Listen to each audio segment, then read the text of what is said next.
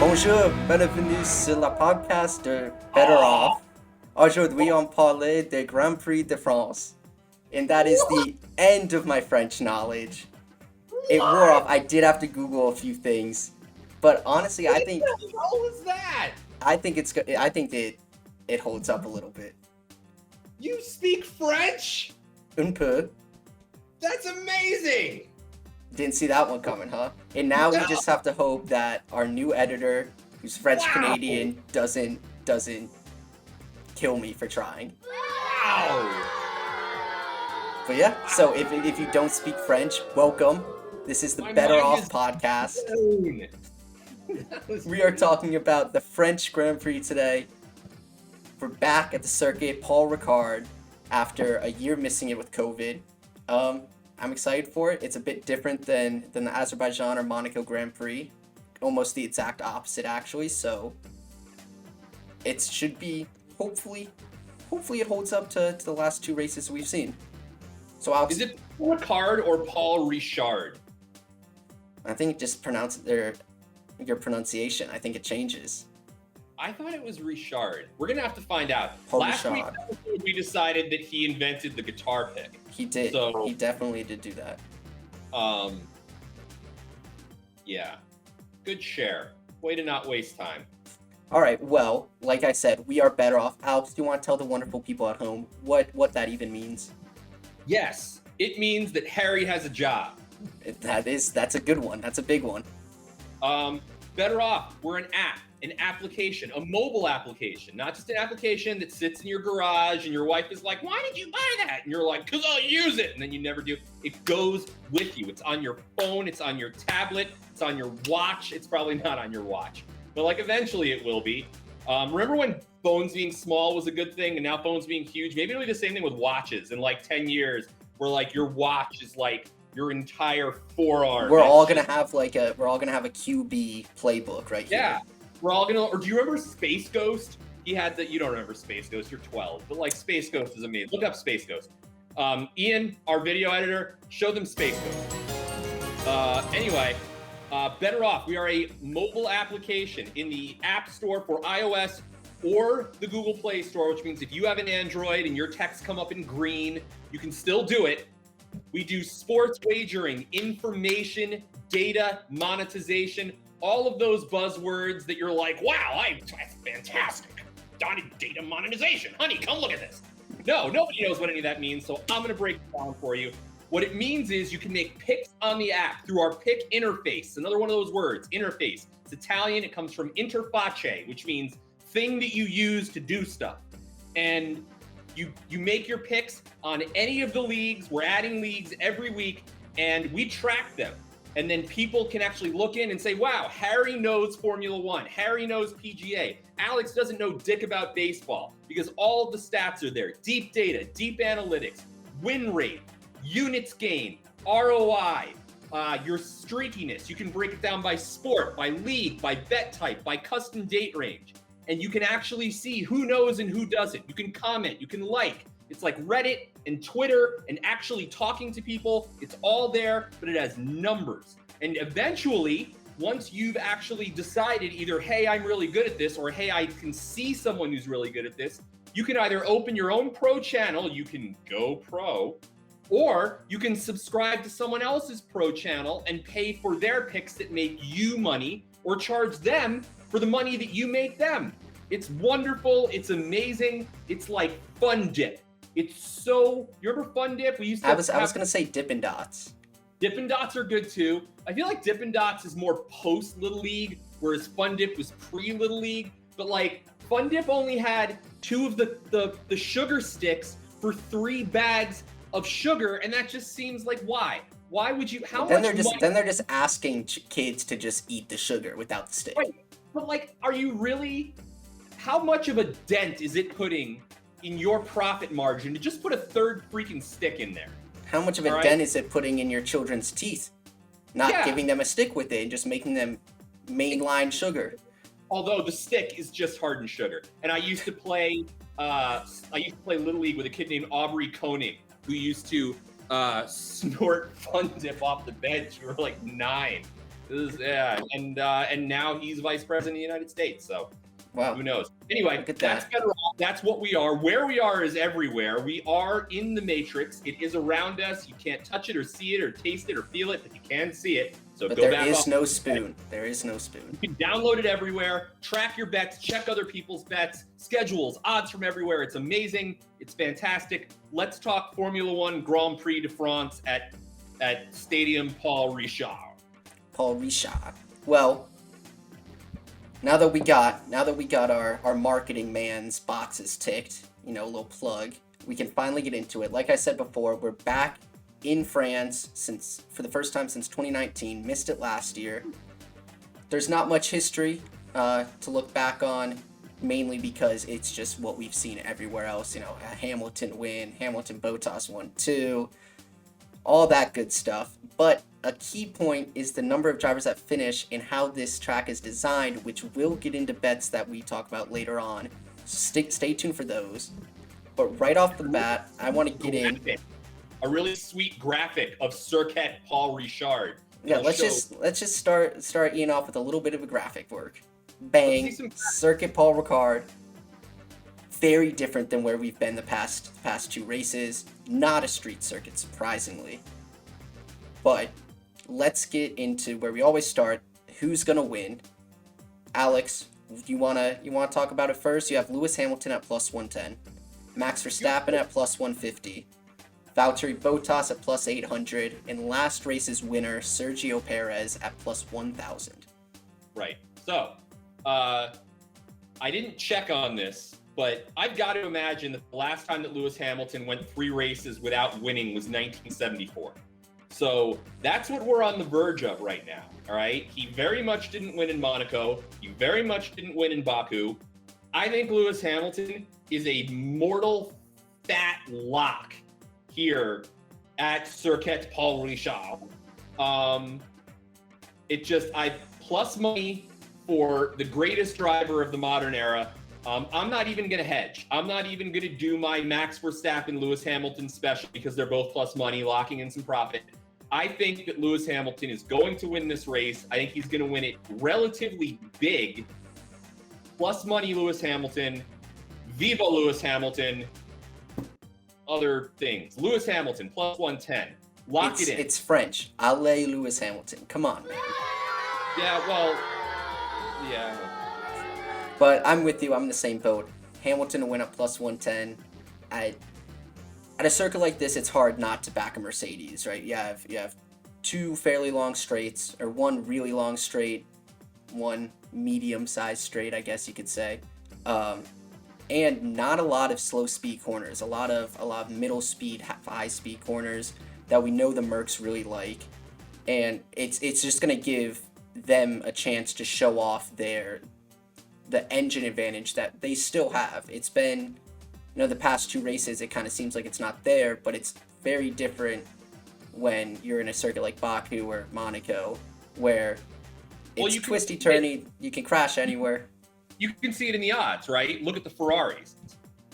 The Ferraris, which this year is so different from every other year, right? The last year that Ferrari was even remotely competitive, 2017?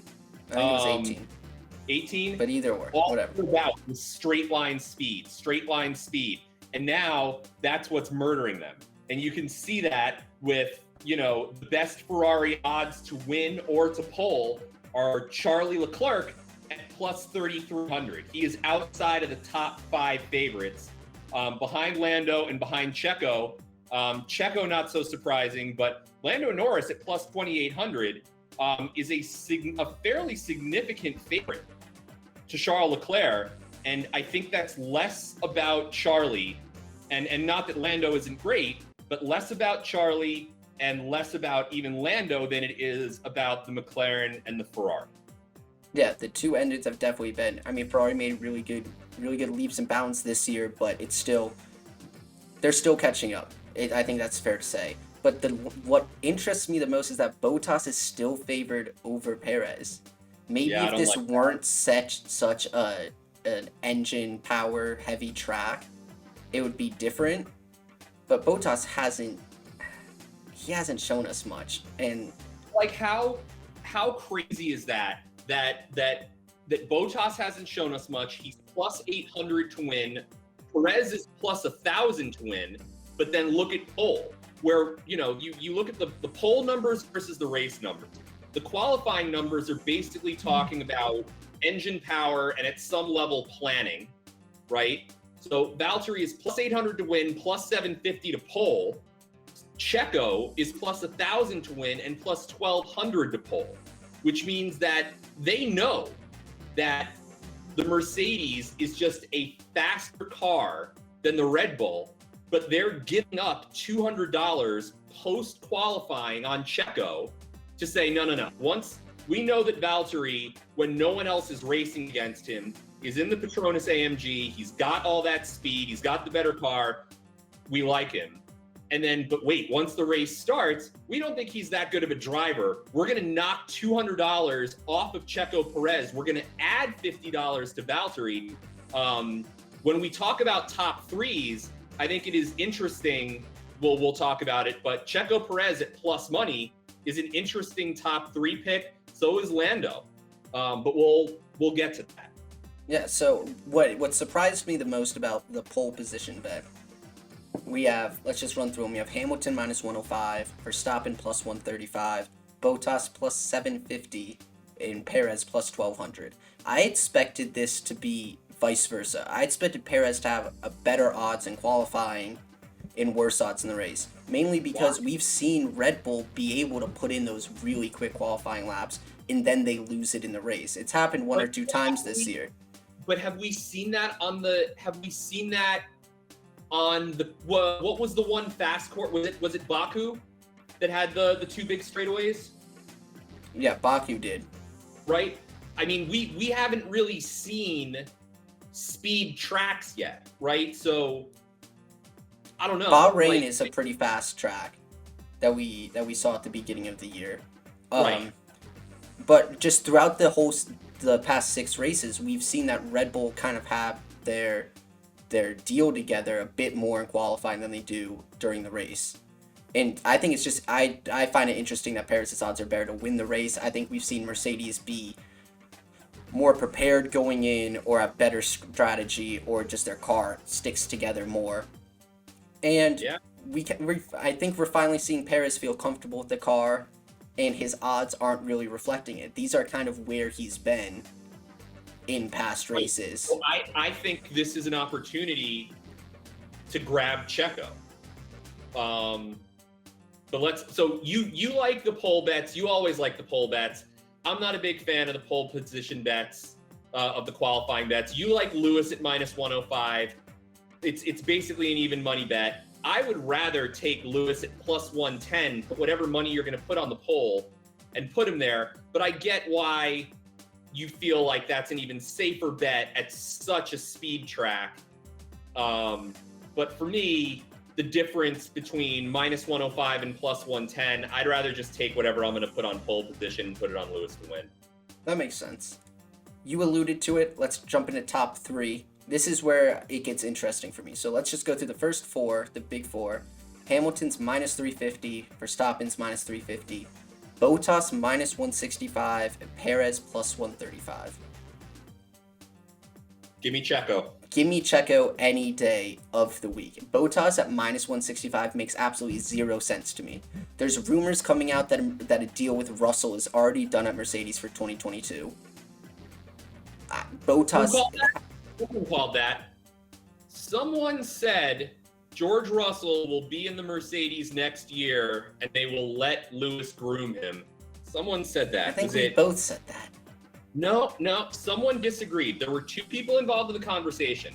It was the Reverend Al Sharpton and Elizabeth Warren. No, that's not right. It was Steven Spielberg and Meghan Markle. No, that's not. Oh, you know what? It was us. It was you and it was me. And one of us thought that Russell was going to wait until it was his time and was wrong. And one of us thought that Mercedes was going to groom him and seems to have been right. Who Yeah, I would love to finish this thought, but our episodes have been running a bit long. I was right. No, our episodes have been running a bit long. We can't really dive into this right now. Video explosion. Okay. You were right. You called that, I think, last season, towards the end. Yeah, right. But yeah, I think Bottas just, I don't know if they changed something with the car, if there's something that he is just not feeling mentally. He's just been out of it. It's not the Bottas we've maybe not been used to seeing. By but Russia in soccer, that might be doing it. Yeah, but they did beat Denmark. So, interesting side story. My sister's boyfriend put $20 on Denmark, or on Finland at plus 1,100 against Denmark and won it for his first bet. So shout out to Paulie. Get pro channel on BettorOff. He needs to be a pro channel. All right, so I just don't see how Bottas can be minus 165. I think it gets interesting when we get a little bit further down the field. Lando plus 300. Leclerc plus 325, Sainz plus 900, Ricciardo plus 900. I kind of like Lando at plus 300. So right, that is a good young driver who's been on a podium with a Mercedes engine, right? Exactly. We're talking about these AMGs, and the McLaren is powered by that same Mercedes power plant. So if you like the Mercedes, but you don't like the Valtteri, why not go with the Lando? And I mean, Perez did win last race with a few fortuitous things happening. A little help. Friends, yeah. So it's going to be interesting to see. I think Lando at plus 300 is decent value. Maybe I would have liked it a little bit higher, but taking into account that he's had a pretty good season so far and a Merc engine in that McLaren, I don't mind it. I wouldn't mind bets on Checo, Lando, or Danny Rick. And those are plus 135, plus 300, and plus 900. Right, I don't mind any of those. I'd lean more toward Checo, but I'm gonna put a little bit of money down on all three of those. On Checo, on Lando, and on Danny. I'm gonna stagger it. But man, Valtteri has been unimpressive this year. Yes, he has. All right, let's talk about top six. Top six. Who do you like? What are the odds? Give us the odds. The top six, you have six guys at minus, one at even. Obviously, Hamilton and Verstappen, right? Minus 600 each. As we saw last race, like the value of betting at minus 600 versus God knows what happening just isn't there. Checo at minus 400, Valtteri at minus 350, Charlie at minus 300, Lando at minus 300, Danny Rick at even. He's the number 7 guy. And then your top 2 into the top 6 after that are Sainz in the Ferrari at plus 125 and Gasly in the AlphaTauri at plus 150, followed by George Russell at plus 275, which blows my freaking mind that they have him locked in at top 10. But we'll get to that. Yeah. This doesn't make this top 6 line makes absolutely zero sense. It'll make even less sense once we get to the top 10 bet, but Perez is favored more than Bottas to get top 6, but is favored less to get top 3. That doesn't make sense to me. It's completely backwards. Where it has been is them saying, yes, Checo is more likely to be top 3 than top 6 or 10 because he has more explosiveness both on the good side and the bad side. I don't know what's going on. I don't know. Yeah. I don't know. Do you like anyone here? I like Danny Rick at even money a little bit, but not as much as I like Gasly at plus 150. I think Gasly put on a really good performance, finishing 3rd at Baku. We've seen him kind of get adjusted to this new car, kind of back to where he was last year, kind of fighting for those upper point positions. I think Red Bull has made strides with their engine, or Honda has, and I think Gasly can fight with the Ferraris. Maybe one of the McLarens doesn't do as well as we're expecting, and he'll be there to pick up the pieces. Interesting. I don't mind it. There's nothing here that's juicy enough for me to be happy. Plus No. 150, 125 even.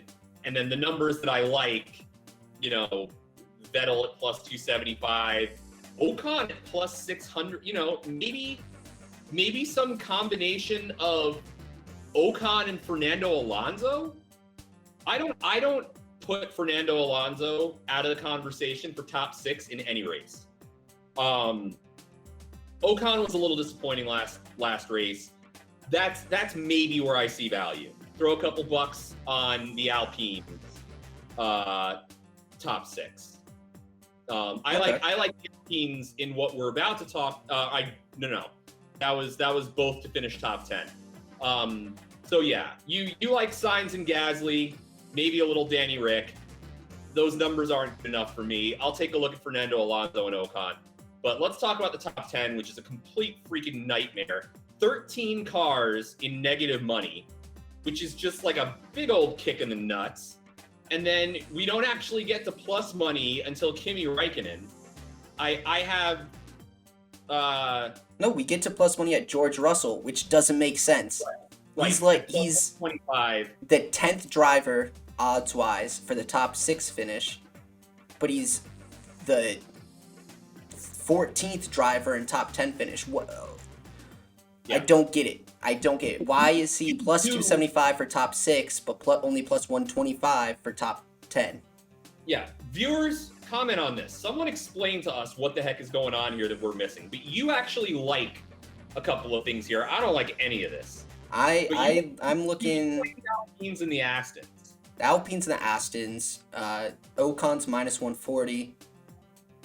Alonso's minus 140. Vettel's minus 140. Stroll's minus 120. I think I'm leaning more towards the Astons here. They have that Merc engine, and I know we're talking about that a lot, but I really do think it plays a big factor in this race. I don't know. Stroll was on the charge last race after crashing and qualifying until his tire blew up. I think they're sleeper picks. Maybe Yuki minus money though. Yeah, it doesn't make sense. Maybe I like Yuki Tsunoda plus 150 a little bit more. But this bet is just we were talking about last race how the odds were good, right? There were 10 people for top 10 that were minus money. There were 6 people for top 6, and it's just reverted to what we've seen at the beginning of the season. Yeah. Yeah, it's a tough one. I don't like any of it. You mentioned this before as we move on to both drivers to finish in the top 10. What do you like here? I like Alpine. Plus 200, I like Alpine. With Alonso and with Ocon, I like them at plus 200. That might be my favorite bet on the board other than my constant, F1 boner when they give me plus money on Lewis Hamilton to do anything. Alpine plus 200, I'll be putting down some real units on that. All right. I like Ferrari's at minus 165, which they haven't been that low in a long time. And I know it's juicy, but I really like it. It's just, I know they don't have the power unit that we've been talking about, but the people that are going to challenge them are the Alpines with the Renault engine and the Astons with the Merc engine, but their own set of problems. Like McLaren at minus 200 doesn't even scare me that much.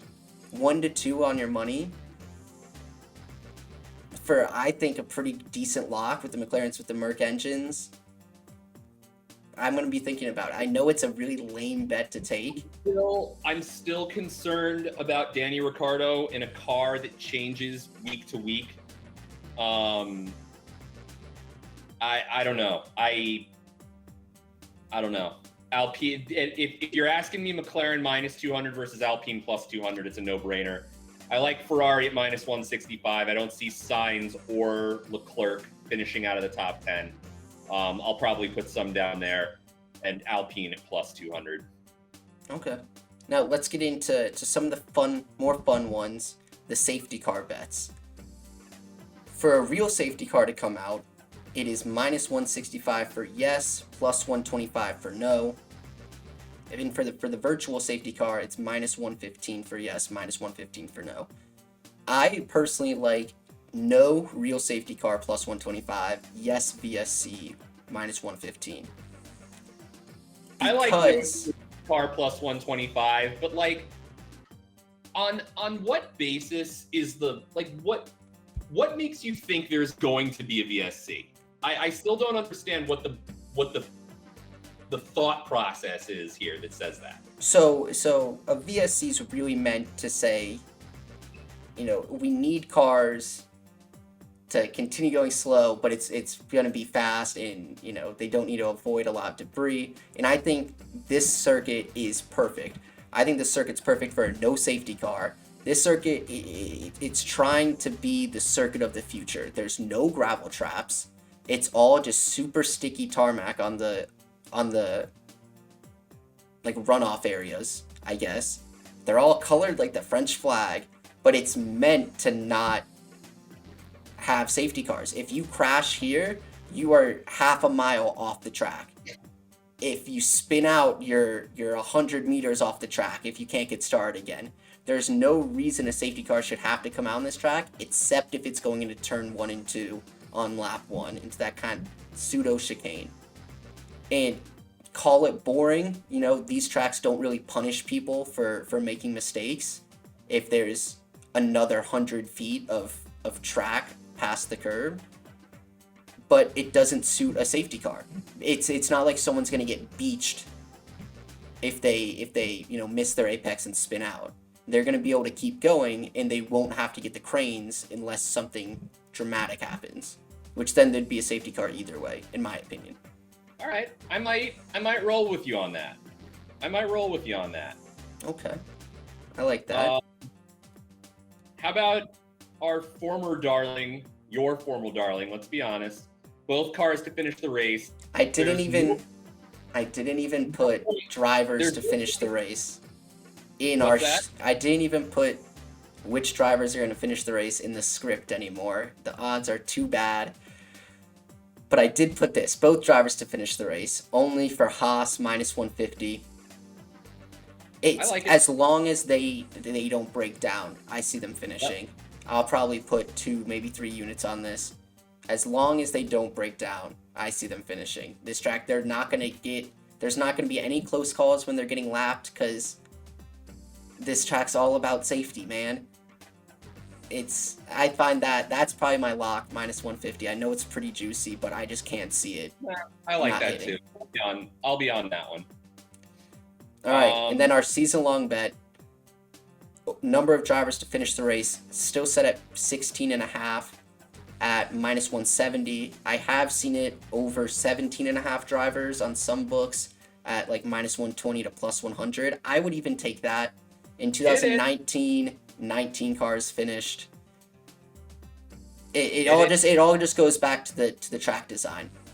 That's what it goes down to. This track is not meant for people to wreck out. The only way people are gonna not finish this race if there's a big thing in turn 1 on the first lap, or if someone's engine blows up. That's all I see. I don't see that happening. We haven't seen reliability issues yet this season. It's still 7 races in, getting to the end of the life of the first power unit around there, but I still don't see it happening. Yep. Hit it. All right, we're blazing through. We talked about these last week, the live season-long bets for the Drivers' Championship, which is the only one we're really going to talk about. The Constructors hasn't gotten... Maybe we'll talk about it. We have Lewis Hamilton minus 140, Max Verstappen even money. Don't even have to talk about anyone else. Talk to me. What do you like here? Although, Nicholas Latifi at plus 450,000. Gotta like that. That's value. That's value right there. That's value. Lewis Hamilton minus 140. After he wins this race, I guarantee you are not going to see that again.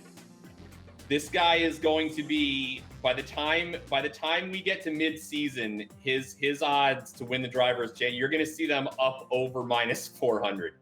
This is the days of minus 140 are going to be like trying to, buy IKEA at $5. Like, it's just these days are numbered, and Lewis Hamilton is about to go off minus 140 to win the Drivers' Championship. I'm on it. I love it. I like it. I love it. I want some more of it. Give it to me. I still see value on Verstappen. He's still leading.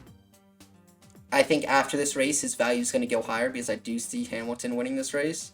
So I might wait. But I think the championship's going to be a lot closer than you think. But even if it stays close, I do see Hamilton's odds getting worse and worse, or better and better, whatever way you want to look at it, more towards the negative.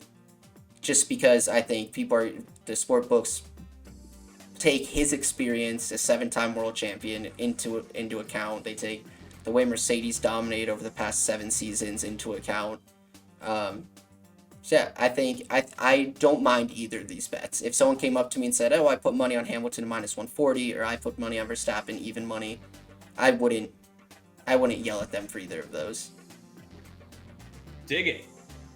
All right, so before we get to everyone's favorite segment, we're going to tell you who we are again in case you tuned in late, which isn't possible in a recorded thing. Sometimes people skip ahead past the intro because we talk too much. It's less important to tell them who we are than where they can find us. Well, first of all, I'd be mad if they skipped because they missed my French, and that's not coming back. Amazing.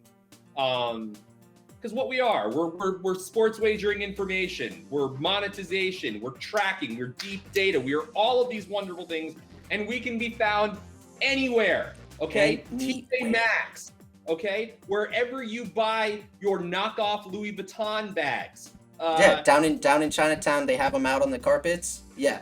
Yep. That guy has it. There.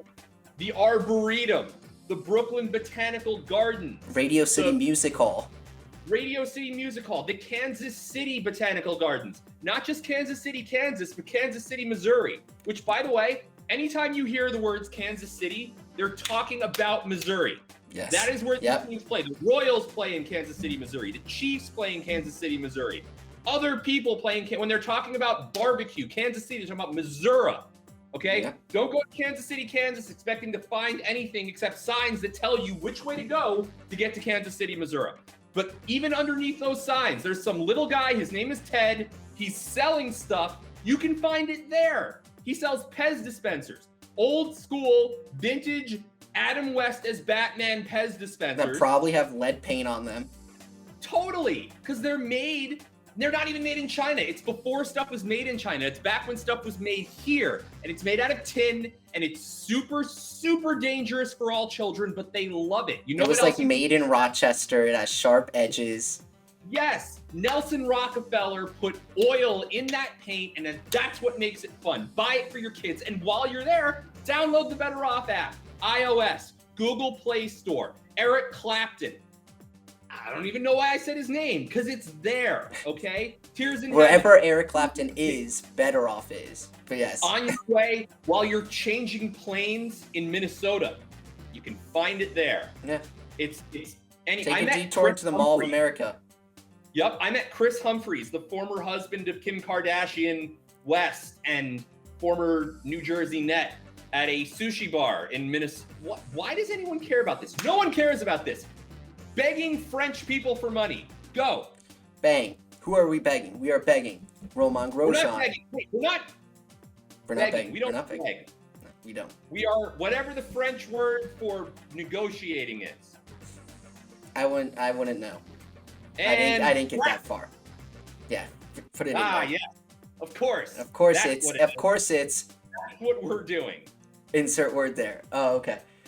We are asking Romain Grosjean, only 1 year out of F1, but killing it in IndyCar. We are Esteban Ocon. Doesn't sound French, but is French. Pierre Gasly. All three of those guys. All three of those big boys. They're all professional motorsport drivers. Professional race car drivers, okay? We're talking about you. We know you're talking about us. Who doesn't talk about us? Guys, come on in with us, all right? Grosjean, we know you're testing for Mercedes this week. It's a little nod to you, like a welcome back. Hey, we're glad you didn't die in a fireball last year. Come with us. Come with BettorOff. We're eventually going to have our own Formula One team. It's going to be amazing. You'll be our drivers. Ocon, Gasly, Grosjean. We'll have 3. Your We'll field 3 cars. Yeah, we'll field 3 cars. We'll paint them in the French flag, which will look like the Russian flag, which will then look like the Haas. It's going to be incredible. We want you with us. Viva la France. Viva los Biodome. Pauly Shore? No? Lost on me. God. Viva los Biodome.